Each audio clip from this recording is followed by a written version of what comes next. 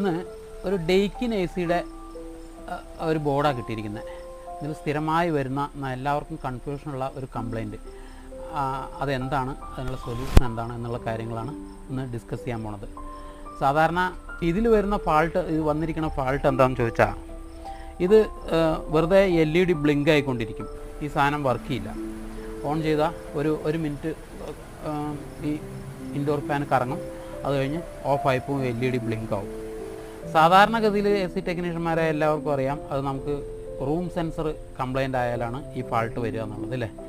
പക്ഷേ ഈ ഡെയ്ക്കിൻ എ സിയിൽ ഈ മോഡലിൽ മാത്രം റൂം സെൻസർ വന്നിട്ട് സെപ്പറേറ്റ് ഉണ്ടാവില്ല. അതായത് ഇതിൻ്റെ പൈപ്പ് സെൻസർ മാത്രമേ ഇതിനകത്ത് കാണൂ. റൂം സെൻസർ എന്ന് പറഞ്ഞ് ഇതിൽ വരുന്നത് ഇതാ, സൂക്ഷിച്ച് നോക്കിയാലേ അറിയാൻ പറ്റൂ. ഇതുണ്ടോ, TH201 എന്ന് പറഞ്ഞിട്ട് ഇതാണ് ഇതിൻ്റെ. ഇതാ RTH, അതായത് റൂം ടെമ്പറേച്ചർ എന്ന് പറഞ്ഞിട്ട് RTH